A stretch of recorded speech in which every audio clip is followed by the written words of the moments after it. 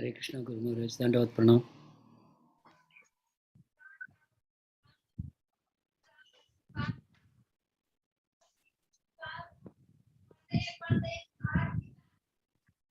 Hare Krishna, Dandavat Pranams, Maharaj. Hare Krishna.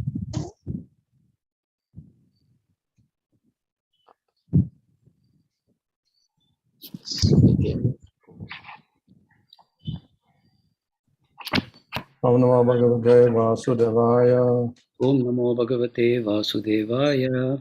Om Namo Bhagavate Vasudevaya. Om Namo Bhagavate Vasudevaya. Om Namo Bhagavate Vasudevaya. Om Namo Bhagavate Vasudevaya. Namo Vishnu Krishna Krishna Bhutale Srimate Bhaktivedanta Swami Niti Namane Namaste Saraswata Deve Gauravani Prachadane Nirvishesha Srinivadi Paschatadesha Tadane Sri Krishna Chaitanya Prabhu Nityananda Sri Advaita Gadadhar Shivasadi Gaur Bhaktivinoda Hare Krishna Krishna Krishna Hare Hare Hare Rama Hare Rama Reading from Srimad Bhagavatam Canto 11 chapter 15 verse 8 and 9. Tri-kāla-jñatvam advandvam para-cittādy-abhijñatā agny-arkāmbu-viṣādīnāṁ pratiṣṭambho parājayaḥ etāś coddeśataḥ proktā yoga-dhāraṇa-siddhayaḥ yayā dhāraṇayā syād yathā nibodha. Translation: the power to know past, present, and future, tolerance of heat, cold, and other dualities, knowing the mind of others, checking the influence of fire, sun, water, poison, and so on, and remaining unconquered by others. These constitute 5 perfections of the mystic yoga process and meditation. I'm simply listing these here according to the names and characteristics. Now please learn from me how specific mystic perfections arise from specific meditations and also of the particular processes involved. Purport: according to the acharyas, these 5 perfections are considered to be quite inferior to the others already mentioned, since they involve more or less ordinary physical and mental manipulations. According to the Madhvacharya, in the perfection called agny-arkāmbu-viṣādīnāṁ, pratiṣṭambho, or checking the influence of fire, sun, water, poison, and so on, the term and so on refers to one's remaining invulnerable to all types of weapons, as well as attacks by nails, teeth, beating, curses, and other such sources. Text 10. One who worships me in my atomic form, from pervading all subtle elements, fixing his mind on that alone, obtains the mystic perfection called anima. Purport: anima refers to the mystic ability to make oneself smaller than the smallest, and thus be able to enter within anything. The Supreme Personality of God is within the atoms and atomic particles, and one who perfectly fixes his mind in that subtle atomic form of the Lord acquires the mystic potency called anima, of which one can enter within even the most dense matters, such as stone. One who absorbs his mind in the particular form of the Mahatattva and thus meditates on me as the super soul, supreme soul of the total material existence, achieves the mystic perfection called mahima. By further absorbing the mind in the situation of each individual element, such as the sky, air, fire, and so on, but progressively acquires the greatness of each material element. Purport: there are innumerable verses in Vedic literatures explaining that the Supreme Personality of God is qualitatively one, not different from his creation, and thus a yogi may meditate upon the total material existence as a manifestation of the external potency of the Lord. Once the yogi has established this realization that the material creation is not different from the Lord, he obtains the perfection called mahima, siddhi. by realizing the Lord's presence in each individual element, the yogi also acquires the greatness of each element. However, the pure devotees are not very interested in such perfections because they are surrendered to the personality of Godhead, who exhibit such perfections to the infinite degree. Being always protected by the Lord, the pure devotees save their precious time to chant Hare Krishna, Krishna Krishna, Hare Hare, Hare Rama, Rama Rama, Hare Hare. Thus, they achieve for themselves and others samsiddhi, or the supreme perfection, pure love of Godhead, Krishna consciousness, by which one expands one's existence beyond the total material creation with spiritual planets called Vaikuntha.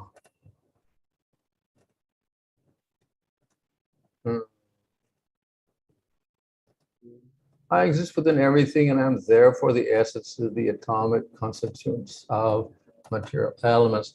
By attaching his mind to me in this form, the yogi may achieve the perfection called lagima, by which he realizes the subtle atomic substance of time. For a portion of Bhagavad elaborates that kala, or time, is the transcendental form of the Lord that moves the material world. Since the five gross elements are composed of atoms, the atomic particles are the subtle substance of manifestation of the movements of time. More subtle than time is the personality of Godhead himself, who expands his potency as the time factor. By understanding all these things clearly, the yogi obtains lagima siddhi, or the power to make himself lighter than the lightest.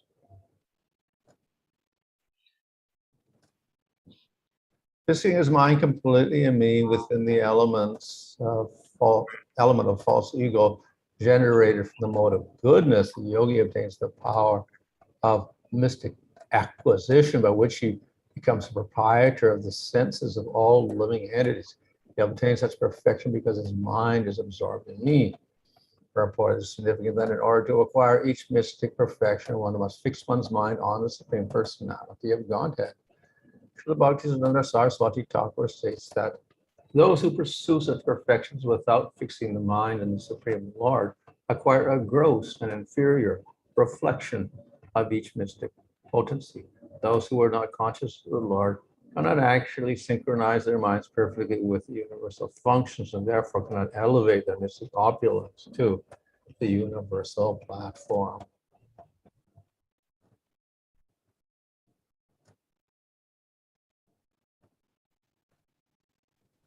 Okay, so here we have a whole list of a whole group of verses describing the secondary siddhis. இங்கு பல ஸ்லோகங்கள் இரண்டாம் தரமான சித்திகளை பற்றி விளக்குகின்றன. And these siddhis or powers are all related to the material world. சித்திகள் என்பது பௌதிக உலகம் தொடர்பான பல சக்திகள் ஆகும். So it can become smaller than the atom. இவ்வாறு நாம் அணுவை விட சிறியவராக ஆகலாம். Or you can become very huge. அல்லது மிக பெரிய வடிவத்தை எடுக்கலாம். Or you can become very light. அல்லது மிக கனம் குறைந்தவராக லேசாக மாறலாம். But smallness and largeness, lightness and heaviness, these are all material qualities. ஆனால் பெரியது, சிறியது, பளுவானது, பளுவற்றது இவையெல்லாம் பௌதிக குணங்களாகும். So in other words, through his meditation, the yogi can acquire these siddhis in relation to the material world. தியானத்தின் மூலமாக இந்த பௌதிக தொடர்புடைய இந்த சித்திகளை ஒரு யோகி அடையலாம். In the spiritual world, light and heavy and big and small are quite meaningless. ஆன்மீக உலகத்தை பொறுத்தவரை இந்த பளுவானது, பளுவற்றது, பெரியது, சிறியது இவையெல்லாம் பொருளற்றவையாகும். However, just for pastimes, the Lord assumes a medium-sized form. ஆனாலும் ஒரு லீலை காரணமாக பகவான் ஒரு நடுத்தரமான வடிவத்தை எடுக்கிறார். And the devotees also have similar types of forms. பக்தர்களும் அதே போன்ற வடிவத்தை கொண்டிருக்கிறார்கள். But they are never subject to the material forces. ஆனால் அவர்கள் எப்பொழுதும் பௌதிகமான சக்திகளின் ஆதிக்கத்தில் வருவதில்லை. So our concept of light and heavy, etc., has to do with the properties of the material world. எனவே பளுவானது பளுவற்றது போன்றவை எல்லாம் பௌதிக உலகத்தின் குணங்களை பொறுத்தவையே ஆகும். And our concept of measurement, big and small, also has to do simply with our relative measurement system. அதே போல நாம் ஒரு அளவுகோலை கொண்டு இது பெரியது இது சிறியது என்று கணக்கிடுவதெல்லாம் ஒரு பௌதிகமான தரமே ஆகும். It's all in comparison to our particular size. இவையெல்லாம் நம்முடைய பரிமாணம் எவ்வளவோ அதை பொறுத்து அமைகின்றன. So such designations are not there in the spiritual world. இத்தகைய அடையாளங்கள் ஆன்மீக உலகத்தில் இல்லை. We can say that the measurement in the spiritual world is actually prema. ஆன்மீக உலகத்தின் ஒரே அளவுகோல் பிரேமையாகும். So instead of speaking of the size of a particular spiritual planet or the height of the people or the weight of the people, we speak in terms of their amount of prema. Hare Krishna.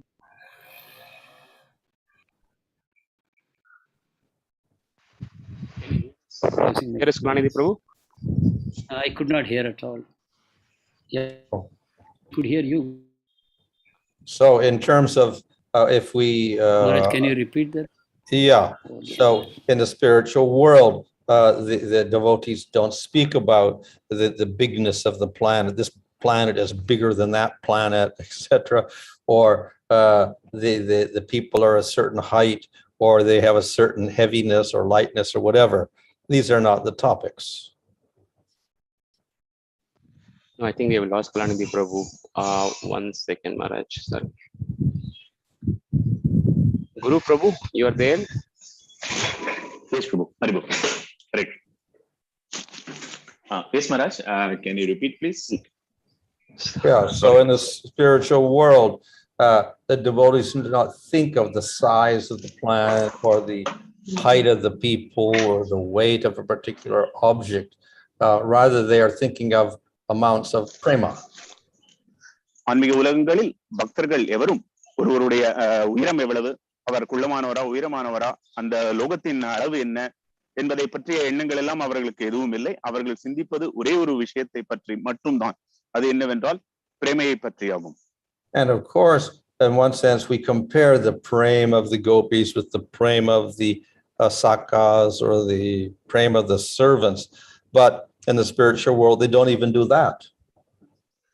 நாம் இந்த நம்முடைய நிலையிலிருந்து கோபிகளின் பிரேமையை மற்ற சகாக்களோடு நாம் அதை ஒப்பிட்டு பார்க்கிறோம். அதை கூட அவர்கள் அங்கு செய்வதில்லை.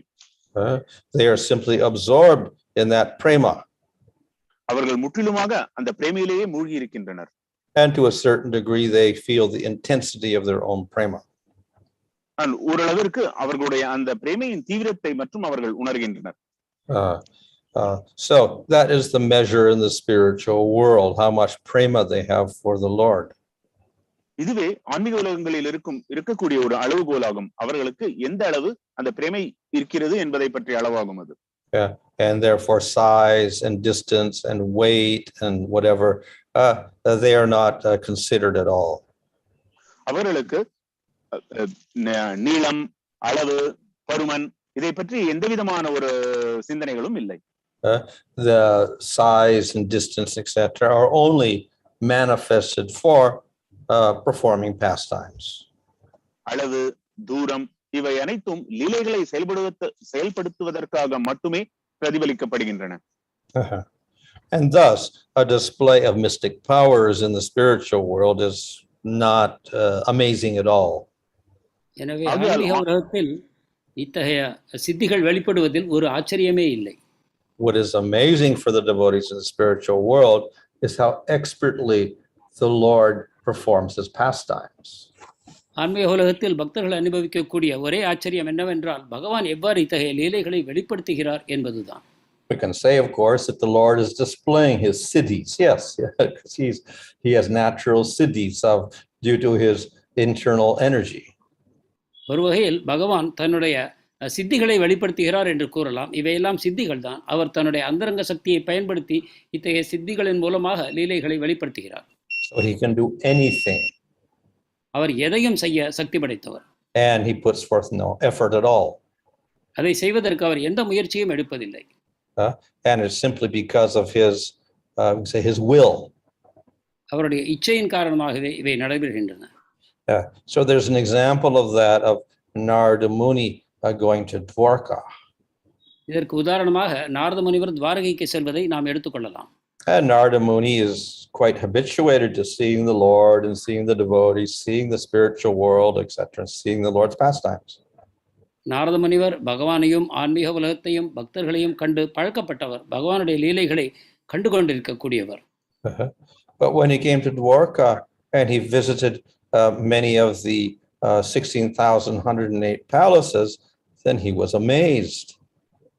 ஆனாலும் துவாரகையில் வந்து 16,108 ராணிகளின் அரண்மனைகளுக்கு சென்ற பொழுது அவர் ஆச்சரியத்தில் ஆழ்ந்து போனார். The Lord was simultaneously in all the palaces. பகவான் ஒரே சமயத்தில் அனைத்து அரண்மனைகளிலும் இருந்தார். And each form acted as if independent of the other forms. ஒவ்வொரு வடிவமும் அவரது இதர வடிவங்களிலிருந்து சுதந்திரமாக செயல்பட்டது. And acted according to as if it was unaware of all the other forms in all the other palaces. இதர வடிவங்கள் இதர அரண்மனைகளில் என்ன செய்து கொண்டிருக்கிறார்கள் என்பதை அறியாதவர் போல அவர் செயல்பட்டார். And even more amazing was that simultaneously different times of the day manifested. இதிலும் ஆச்சரியம் என்னவென்றால் வேறு வேறு அரண்மனைகளில் வேறு வேறு பொழுதுகள் ஒரே சமயத்தில் வெளிப்பட்டன. So in one place Krishna is getting up in the morning, in another place 2 minutes later or 5 seconds later he goes to another palace and Krishna is doing something at noon time. ஒரு இடத்தில் பகவான் துயிலெழுந்து கொண்டிருக்கிறார் காலை அதிகாலையில், சில வினாடிகளுக்கு பிறகு இன்னொரு அரண்மனைக்கு செல்கிறார், அங்கு பகல் நேர கடமைகளை செய்து கொண்டிருக்கிறார். And simultaneously even pastimes in different parts of the year were taking place. அதே போல ஆண்டின் பல சமயங்களில் உண்டாகக்கூடிய லீலைகளையும் வேறு வேறு அரண்மனைகளில் அவர் செய்து கொண்டிருந்தார். So all this was arranged by the Lord simply by his own potency, his shakti. இவை அனைத்தும் பகவான் தன்னுடைய சொந்த சக்திகளின் மூலமாகவே செய்தார். So this was something that a yogi could not do. இவற்றை ஒரு யோகி செய்ய முடியாது. Narada Muni, of course, is also aware of the powers of yogis. Narada முனிவருக்கும் யோகிகளின் சக்திகள் தெரியும். So those powers do not amaze him. அந்த சக்திகள் அவருக்கு ஆச்சரியமூட்டுவதில்லை. But the powers of Krishna for manifesting 16,108 forms simultaneously, doing different activities, that was amazing for him. ஆனால் கிருஷ்ணர் 16,108 வடிவங்களை எடுத்து அவற்றின் மூலமாக ஒரே சமயத்தில் வேறு வேறு செயல்களை செய்வதை கண்டபொழுது அவருக்கு அது ஆச்சரியம் உண்டாயிற்று. So therefore Krishna is the ultimate yogi. எனவே கிருஷ்ணர் தான் அனைத்திலும் பரமபுருஷராகிய யோகி. So in the spiritual world, Krishna or in Dwarka or in Vrindavan, Krishna will display these powers not to show off his power, but simply to perform pastimes and give joy to his devotees. ஆன்மீக உலகத்திலோ பிருந்தாவனத்திலோ துவாரகையிலோ பகவான் இத்தகைய சித்திகளை வெளிப்படுத்துவது தன்னுடைய சக்தியை காட்டுவதற்காக அல்ல, மாறாக தன்னுடைய பக்தர்களுக்கு ஆனந்தத்தை வழங்கும் நோக்கத்துடனே தான் இதை செய்கிறார். So in other words, those spiritual siddhis are simply for expressing the Lord's joy. எனவே பகவானுடைய ஆன்மீகமான சித்திகள் எல்லாம் பகவானுடைய ஆனந்தத்தையே வெளிப்படுத்துகின்றன. So these siddhis are natural to the Lord. எனவே இந்த சித்திகள் பகவானுடைய இயல்பாகும். On the other hand, these siddhis that the yogi gets, he has to practice to get them. மாறாக யோகிகள் சித்திகளை பெறுவதற்கு பயிற்சி செய்ய வேண்டும். And then once he gets them, then he has to endeavor to display them. அவற்றை பெற்ற பிறகு முயற்சி செய்து அவற்றை அவர் வெளிப்படுத்த வேண்டும். And he also has a material purpose behind that. மேலும் இத்தகைய செயல்களை செய்வதற்கு அவருக்கு பௌதிகமான நோக்கமும் இருக்கிறது. And because the yogi's body is temporary, those siddhis are also temporary. யோகியின் சரீரம் தற்காலிகமானது என்பதால் அவரது சித்திகளும் தற்காலிகமானதே. And those siddhis are related, as I said previously, to displaying some power within the material world. மேலும் ஏற்கனவே கூறியபடி அந்த சித்திகள் அனைத்தும் பௌதிக உலகத்தில் ஏதோ ஒரு சக்தியை வெளிப்படுத்தும் நோக்கத்துடனேயே அவை செய்யப்படுகின்றன. So therefore, the devotee considers such siddhis as very insignificant. எனவே ஒரு பக்தர் அத்தகைய சித்திகளை துச்சமாக கருதுகிறார். And he concentrates instead on attaining prema. அவற்றை விடுத்து பிரேமையை பெறுவதிலேயே அவர் தனது நேரத்தை செலவிடுகிறார். So that definition of prema is that when he gets that prema, everything else becomes useless. பிரேமையை ஒருவர் பெற்ற பிறகு அனைத்தும் பயனற்று போகின்றன. And he experiences the highest bliss. அவர் மிகப்பெரிய ஆனந்தத்தை அனுபவிக்கிறார். If a yogi attains powers and uses them, it is not necessarily giving any bliss to him. யோகி சக்திகளை பெற்று அவற்றை பயன்படுத்துகிறார், ஆனால் அவற்றிலிருந்து அவருக்கு ஆனந்தம் வருவதில்லை. It can cause astonishment in people. அது மக்களிடம் ஒரு ஆச்சரியத்தை உண்டாக்கவே உதவுகிறது. But other than that, it's quite insignificant. இதை தவிர அது துச்சமானது, பயனற்றது. So therefore, the devotee avoids those things. எனவே பக்தர் இவற்றை தவிர்க்கிறார். So here we have a list of the primary cities and the secondary cities. இங்கு முக்கியமான சித்திகள் மற்றும் இரண்டாம் தரமான சித்திகளின் பட்டியல் தரப்பட்டிருக்கிறது. And ultimately, everything emanates from the Lord. இறுதியில் அனைத்தும் பகவானிடமிருந்தே தோன்றுகின்றன. And therefore, to acquire these cities, here it is also mentioned, you have to worship the Lord or think of the Lord. எனவே அவற்றை பெறுவதற்கு நீங்கள் பகவானை வணங்க வேண்டும், அவரை தியானிக்க வேண்டும் என்று இங்கு கூறப்பட்டிருக்கிறது. So, as also explained in the purport, that you could also attain the cities by doing yoga practice without remembering the Lord. இங்கு கூறப்பட்டுள்ளபடி யோக பயிற்சியின் மூலமாகவும் பகவானை நினைக்காமலேயே இந்த சித்திகளை ஒருவர் பெற முடியும். But then the powers you attain are much, much less.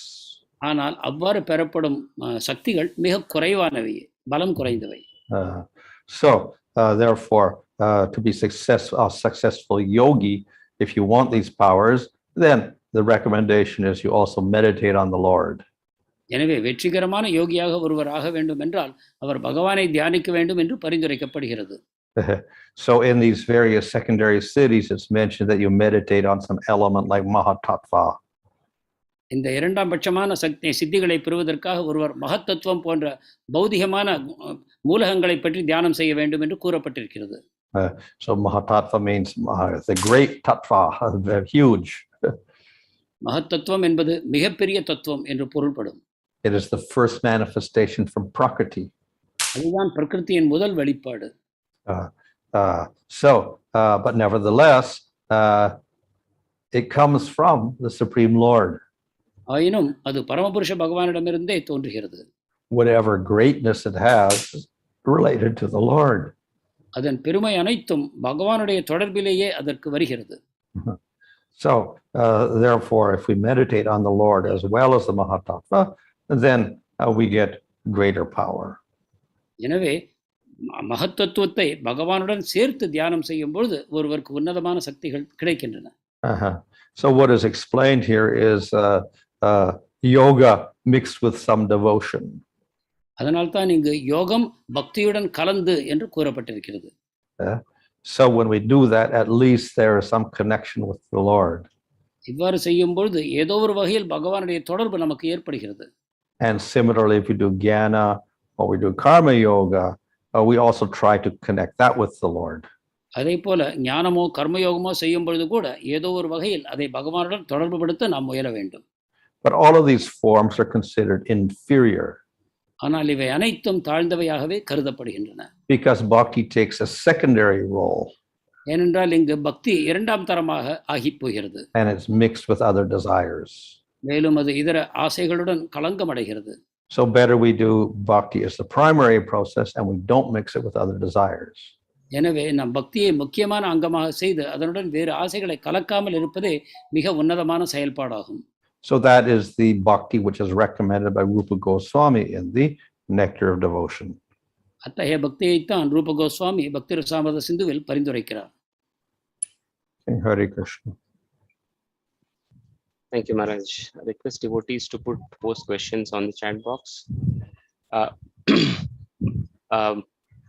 This 16,108 different forms, Maharaj, did Narada Muni was the only one personality who witnessed பகவானுடைய இந்த 16,108 வடிவங்களை பார்த்த ஒரே நபர் நாரதர் மட்டும்தானா? So, well, the queens didn't know this because they were only in their palace and said, well, Krishna's always with me. He's not with the other queens. ராணிகள் இவற்றை அறிந்திருக்கவில்லை, ஏனென்றால் அவர்கள் அவரவர் அரண்மனையில் இருந்தார்கள். அவர் பகவான் தன்னுடன் மட்டும் இருப்பதாக உணர்ந்தார்கள். Narada Muni has the power to go at the speed of the mind. Narada முனிவருக்கு மனோவேகத்தில் செல்ல முடியும். So therefore, first he went to Rukmini's palace, then a few seconds later, so he went to another palace, and then another palace, then another palace. எனவே முதலில் ருக்மிணியின் அரண்மனைக்கு சென்றார். சில நொடிகளுக்கு பிறகு மற்றொரு அரண்மனை, அதன் பிறகு மற்றொரு அரண்மனை என்று வேகமாக பல அரண்மனைகளுக்கு சென்றார். And thus they understood that simultaneously Krishna was in each palace. He didn't walk from one palace to the other, and there Narada Muni saw him, and then he walked to another palace, and then Narada Muni went there and saw him. No, he was simultaneously in all the palaces. இவ்வாறு ஏறக்குறைய ஒரே சமயத்தில் நாரத முனிவரும் பல அரண்மனைகள் இருந்தார். ஒரு அரண்மனையிலிருந்து நடந்து சென்று மறு அரண்மனைக்கு சென்றார் என்று நாம் பொருள் கொள்ளக்கூடாது. So because Narada Muni had that special power, then he could observe this. ஏனென்றால் நாரத முனிவருக்கு இந்த விசேஷ சக்திகள் இருப்பதன் காரணத்தினால் அவரால் இவ்வாறு செய்ய முடிந்தது. The yadus, they didn't go to those palaces. They would only see Krishna when he came in the morning to the assembly. யதுக்கள் அந்த அரண்மனைக்கு செல்லவில்லை. அவர்கள் பகவான் காலை நேரத்தில் சபாவிற்கு வரும்பொழுது அங்கு மட்டுமே அவரை கண்டார்கள். And when Krishna came out of his 60,000 palaces, suddenly they all became one Krishna, and he went into the assembly as one person. 16,108 அரண்மனைகளிலிருந்து பகவான் காலை வெளியில் வந்த பொழுது அவர் அனைவரும் ஒரு வடிவமாக ஆகி அவர் சபாவிற்கு சென்றார். And after staying in the assembly for a short period of time, he go back to all of his palaces. சபாவில் சிறிது காலம் இருந்த பிறகு அவர் மீண்டும் தன்னுடைய 16,108 அரண்மனைகளுக்கு சென்றார். But they didn't see him in all those palaces. They stayed away. Maharaj, They couldn't see him in the palaces. அந்த சமயத்தில் அவரை அரண்மனைகள் காண முடியவில்லை. So the only persons that saw him were the queens. அப்பொழுது அவரை கண்டவர்கள் ராணிகள் மட்டுமே. But the queens were only in their particular palace. They didn't go to the other palaces. ஆனால் ராணிகளோ அவரவர் அரண்மனையிலேயே இருக்கிறார்கள், இதர அரண்மனைகளுக்கு செல்லவில்லை. So then each queen said, "Oh, Krishna's always with me." எனவே ஒவ்வொரு ராணியும் நினைக்கிறார், கிருஷ்ணர் என்னுடன் மட்டும்தான் இருக்கிறார் என்று. Maharaj mentioned about in spiritual world sometimes the jivas, they turn themselves into different forms. They take different forms like a bird or something like that for pastimes. The question, Maharaj, is what is the purpose of those siddhis, of changing those into different forms? Why does Krishna bestow those siddhis? ஆன்மீக உலகத்தில் ஜீவர்கள் விருப்பம் போல விலங்கு, பறவை போன்ற வடிவங்களை எடுத்துக்கொள்ளலாம் என்று கூறினீர்கள். இத்தகைய சித்திகளை பகவான் எதற்காக அவர்களுக்கு வழங்குகிறார்? இதன் நோக்கம் என்ன? In the Chandogya Upanishad, there it says that the jiva in the spiritual world has 8 qualities. சந்தோக்கிய Upanishad கூறுகிறது, ஜீவாத்மா ஆன்மீக உலகத்தில் 8 குணங்களை பெற்றிருக்கிறார் என்று. For instance, no hunger, no thirst, no birth, no death. பசி, தாகம் இல்லை, ஜனன மரணம் இல்லை. One of those qualities is whatever he desires comes true. மற்றொரு குணம், நினைத்தது உடனே நடக்கிறது. Of course, this has limitation because he can't do whatever the Lord does. பகவான் செய்யக்கூடிய அனைத்தையும் அவர் செய்யக்கூடிய சக்திகளை கொண்டிருக்கிறார். Nevertheless, if he wants something or he wants to manifest something, he will manifest. பகவானுடைய சக்திகள் அனைத்தும் அவரிடம் இல்லை என்றாலும் கூட அவர் நினைத்ததை சாதிக்கும் செயல் திறம் படைத்திருக்கிறார். But of course, what does a devotee want? He wants to serve the Lord and please the Lord. ஆனால் பக்தரின் விருப்பம் தான் என்ன? அவர் பகவானுக்கு சேவை செய்து அவரை மகிழ்விக்கவே விரும்புகிறார். So therefore, what is suitable for serving the Lord, that will manifest. எனவே பகவானது சேவைக்கு எது சாதகமாக இருக்குமோ அவை வெளிப்படுகின்றன. And thus he gets a suitable form, a suitable place in the spiritual world to serve the Lord.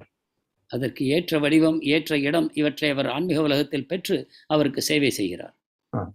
So such powers are, we say, natural to the jiva in the spiritual world. எனவே இத்தகைய சக்திகள் ஆன்மீக உலகத்தில் இருக்கும் ஜீவர்களுக்கு இயல்பாக அமைகின்றன. Samsiddhir Hari Toshanam, famous verse. Can we say that by satisfying Lord Krishna, all perfections come naturally. கிருஷ்ணரை திருப்தி செய்வதன் மூலமாக சித்திகள் இயற்கையாக வரும் என்று நாம் கூறலாமா? Yes, of course, all perfection comes because prema is the ultimate perfection. பிரேமைதான் மிக உன்னதமான பூர்ணத்துவம் சித்தி என்பதன் காரணத்தினால் இதர சித்திகள் வரும் என்று நாம் கூறலாம். And of course, it says all the other purusharthas, artha, dharma, kama, moksha, they serve prema. தர்ம அர்த்த காம மோட்சம் இத்தகைய புருஷார்த்தங்கள் அனைத்தும் பிரேமைக்கே சேவை செய்கின்றன. But the devotee does not accept anything unless it is favorable for his service. ஆனால் பக்தர் ஒருவர் இது தன்னுடைய சேவைக்கு சாதகமாக இருந்தால் ஒழிய இவற்றை ஏற்பதில்லை. Maharaj mentioned about the size of planets in spiritual world and comparison between them is insignificant. However, we also find that Chaitanya Mahaprabhu, while teaching to Srila Sanatana Goswami, says that Goloka is called Maha-Akash as it is bigger than all Vaikuntha planets put together. How to understand this, Maharaj? ஆன்மீக உலகத்தில் அந்த உலகங்களின் பரிணாமங்களை பற்றி நாம் கருத்தில் கொள்வதில்லை என்று நீங்கள் கூறினீர்கள். ஆனால் கிருஷ்ணரே கூறுகிறார், ஆன்மீக உலகத்தில் இருக்கக்கூடிய கோலோகம் வைகுண்டங்களை விட மிகப்பெரிய பரிணாமத்தை உடையது என்று. இதை நீங்கள் எவ்வாறு விளக்குவீர்கள்? Of course, when we say big, what do we mean? Maha. பெரியது என்பதை மகா என்ற பதத்தில் நாம் வெளிப்படுத்துகிறோம். So not particularly dimension, it can also mean greater. அது பரிணாமத்தை மட்டுமல்ல, அதனுடைய உன்னதமான தன்மையையும் குறிக்கும். So the prema is greater there than anywhere else. எனவே கோலோகத்தில் தான் பிரேமை இதர இடங்களை விடவும் அதிகமாக வருகிறது என்று நாம் பொருள் கொள்ளலாம். And the devotees there are greater than anywhere else because of their prema. அங்குள்ள பக்தர்களும் பிரேமையின் காரணமாக இதர அனைத்து பக்தர்களையும் விட உயர்ந்த நிலையில் இருக்கிறார்கள். And Krishna manifests his form as Swayam Bhagavan there, the most complete form. மேலும் கிருஷ்ணர் தன்னை ஸ்வயம் பகவானாக முழுமையான வடிவத்தில் அங்குதான் வெளிப்படுத்துகிறார். So in that sense, it's the greatest. இந்த விதத்தில் அது மிகப்பெரியது என்று கொள்ள வேண்டும். But in terms of population, every place has infinite number of jivas. ஜனத்தொகையின் அடிப்படையில் பார்ப்போமானால் ஆன்மீகத்தில் ஒவ்வொரு இடத்திலும் ஜீவன்கள் நிறைந்திருக்கிறார்கள். So each place is infinite also. ஒவ்வொரு இடமும் பரிணாமத்திற்கு உட்படாதது, வரையறையற்றது. No place in the spiritual world has any limit. எந்த இடத்திலும் ஆன்மீக உலகத்தில் வரையறைகள் இல்லை.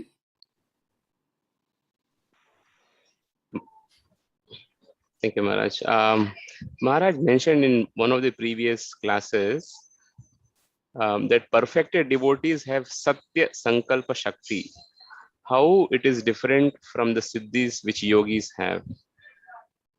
இந்த சத்திய சங்கல்ப சக்தி என்பது முழுமையடைந்த பக்தர்களிடம் இருக்கிறது என்று நீங்கள் கூறினீர்கள். இது யோகிகளின் சக்தியிலிருந்து சித்தியிலிருந்து எந்த விதத்தில் மாறுபடும்? In the spiritual world, he no longer has a material body and all of his activities are dedicated to the Lord. ஆன்மீக உலகத்தில் பௌதிக வடிவம் இல்லை. அவர் செய்யக்கூடிய அனைத்து செயல்களும் பகவானுக்கே அர்ப்பணிக்கப்படுகின்றன.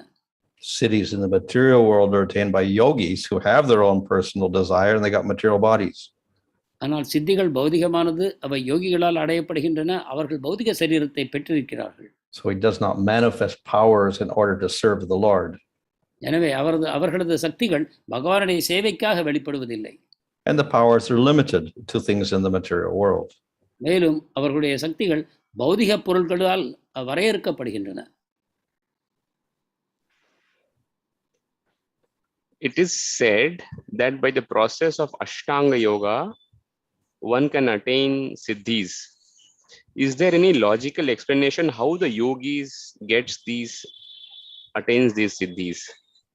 அஷ்டாங்க யோகத்தின் மூலமாக யோகிகள் எவ்வாறு இந்த 8 சித்திகளை பெறுகிறார்கள் என்பதற்கு ஏதாவது விளக்கம் இருக்கிறதா? Since the yogis control the mind and the senses, then they're controlling more subtle aspects of matter.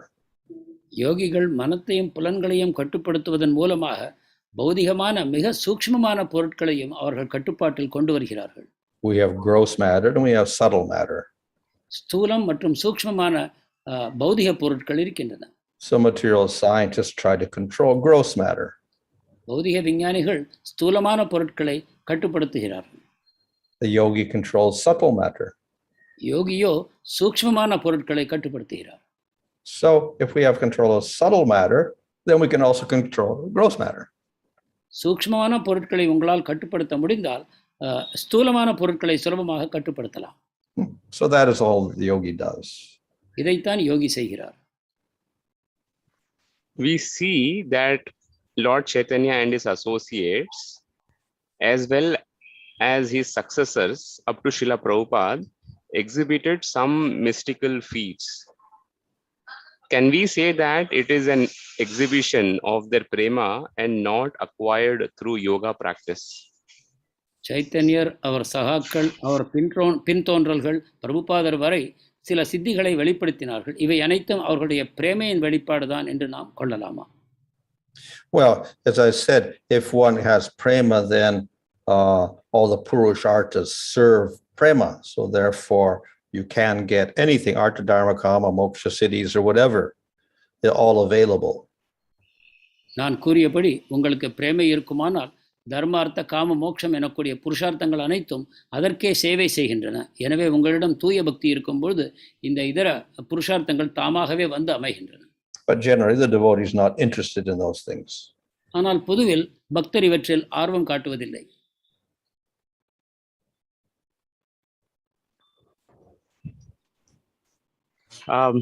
Just as Lord Krishna gives the difficult path and then the easy path in Gita, we also find the difficult and easy path mentioned in Bhagavatam as well.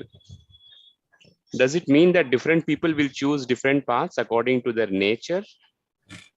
கிருஷ்ணர் கடினமான பாதைகளையும் சுலபமான பாதையும் காட்டுகிறார். இது கீதையிலும் காண்கிறோம், பாகவதத்திலும் காண்கிறோம்.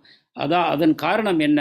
மக்கள் அவரவர் இயற்கைக்கு ஏற்ற பாதையை தேர்ந்தெடுப்பார்கள் என்ற காரணத்தினாலா?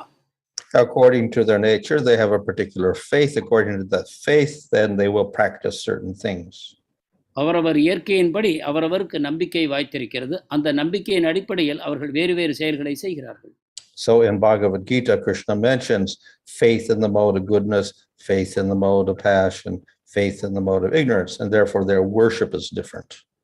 கீதையில் கிருஷ்ணர் அவரவர் நம்பிக்கை சத்வகுணத்திலான நம்பிக்கை, ரஜோகுணத்திலான நம்பிக்கை, தமோகுணத்திலான நம்பிக்கை என்று பிரிக்கிறார். அந்தந்த குணத்தை பொறுத்து அவரவர் வழிபாடு நடக்கிறது. And the faith of the devotee is beyond the gunas. பக்தர்களின் நம்பிக்கையோ குணங்களுக்கு அப்பாற்பட்டது.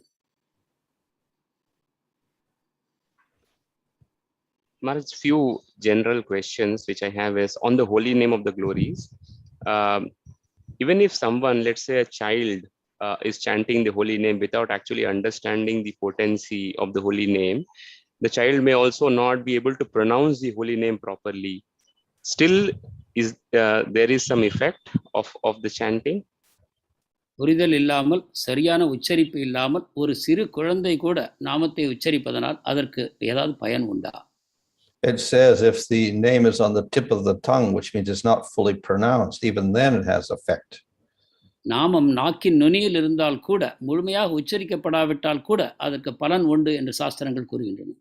Or if the name is not the name, but it's in two different words, the ra is at the end of one word, ma is at the beginning of another word, even then there is effect. அந்த நாமம் முழுமையாக கூறப்படாவிட்டாலும் அதன் ஒரு சொல் ஒரு வார்த்தையின் இறுதியிலும் மற்றொரு சொல் அடுத்த வார்த்தையின் ஆரம்பத்திலும் இருந்தாலும் கூட அதற்கு பலன் உண்டு என்று கூறப்பட்டது. So in any case, the name has potency. எப்படி இருந்தாலும் நாமம் தன்னுடைய சக்தியை வெளிப்படுத்துகிறது.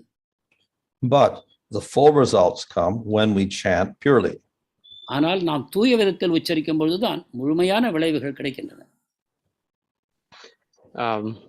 During Narada's visit to Dwaraka, it was different time at different different time at different palaces. However, we see that when Krishna leaves for assembly, he is combined into one form and leaves. Then how to appreciate that there are different timings at different palaces? வேறு வேறு அரண்மனைகள் வேறு வேறு காலங்கள் நிகழ்ந்து கொண்டிருந்ததை நாரதருடைய லீலை நாம் கண்டோம். ஆனால் வெளியில் வரும்பொழுது அனைத்து கிருஷ்ணரும் ஒன்றாகி சபாவுக்கு செல்கிறார் என்று கண்டோம். இதை எவ்வாறு புரிந்து கொள்வது? Krishna can expand time or contract time as he wants to. கிருஷ்ணர் நேரத்தையும் விரிக்கலாம் அல்லது சுருக்கலாம் அவர் இஷ்டப்படி. Well, he can change time, whatever he wants, he can do. He can reverse time if he wants. அவர் காலத்தை மாற்றலாம், காலத்தை பின்னோக்கி செல்ல செய்யலாம். அவர் அனைத்தையும் செய்ய சக்தி படைத்தவர். And he can do it in such a way that nobody's even aware of it. அவர் இதை எவ்விதமாக செய்யலாம் என்றால் யாரும் இதை புரிந்து கொள்ளாத விதத்தில் கூட அவரால் இதை செய்ய முடியும். Where is Siddhaloka and who go there? சித்தலோகம் எங்கிருக்கிறது, யார் அங்கு செல்கிறார்கள்? Well, sometimes Siddhaloka refers to Brahman, sometimes it refers to Brahmaloka, sometimes it refers to a special planet for yogis. சித்தலோகம் என்பது சில சமயம் பிரம்மனையும் சில சமயம் பிரம்மலோகத்தையும் அல்லது சில சமயம் யோகிகளுக்கு சித்தர்களுக்கான ஒரு தனி உலகத்தையும் குறிக்கும்.